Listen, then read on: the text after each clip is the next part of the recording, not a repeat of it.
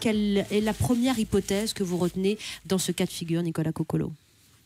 La première hypothèse, s'il n'y a qu'un pilote qui bloque la porte, effectivement, la thèse du suicide reste pour moi la meilleure thèse. Oui, sachant qu'il y a des portes blindées depuis les attentats du 11 septembre, des procédures de verrouillage des portes, de déverrouillage également, qui peuvent se faire de l'extérieur ou pas sur ce type d'appareil. Bernard Chabert. Oui, on peut se verrouiller à l'intérieur du poste et empêcher l'intrusion de quiconque à l'intérieur. D'ailleurs, on se rappelle que l'an dernier, sur un Boeing 767 éthiopien, un pilote éthiopien avait demandé l'asile politique en Suisse et avait détourné lui-même alors que son commandant de bord était parti probablement aux toilettes.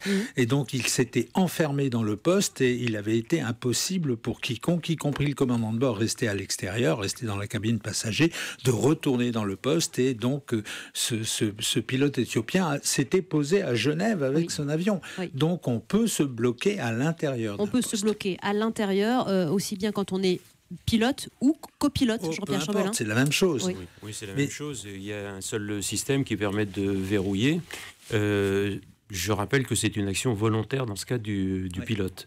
Parce que si les pilotes sont en mauvais état eux-mêmes, il y a une procédure de secours qui permet au PNC de l'extérieur de déverrouiller la porte. Oui, d'où la thèse du suicide que vous privilégiez aujourd'hui, Nicolas. C'est un acte volontaire en tout cas. Oui, un acte volontaire. On a beaucoup de questions qui se posent parce qu'on pouvait imaginer que c'était une des hypothèses, cet acte suicidaire.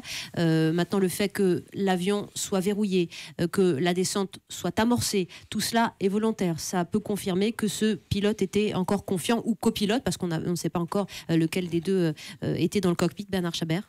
Non, on ne sait pas lequel des deux était là, mais il y a cette certitude, il y a deux actes qui sont des actes délibérés.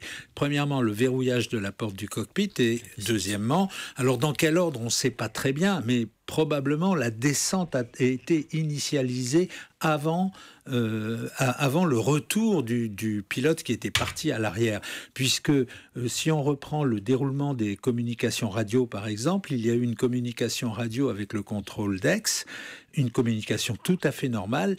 Après cette communication, un des deux pilotes a quitté le cockpit et l'avion s'est mis en descente sur une descente dont on dit depuis hier que c'est une descente un peu plus prononcée qu'une descente douce et normale en ligne, mais que ça n'est pas une descente anormale, c'est pas une chute vers le sol, on n'a pas précipité l'avion vers le sol, on l'a mis en descente d'une manière relativement normale et après il y a eu probablement l'épisode du retour de l'autre pilote qui a essayé de pénétrer dans le cockpit et n'a pu le faire. Delphine nous demande sur Twitter, réaction immédiate, est-ce possible pour le personnel de l'équipage de contacter les contrôleurs aériens depuis l'extérieur de la cabine de pilotage? Nicolas Coccolo. C'est pas possible. La réponse est non. Non, la réponse est non. C'est le seul moyen de communication sont dans le cockpit.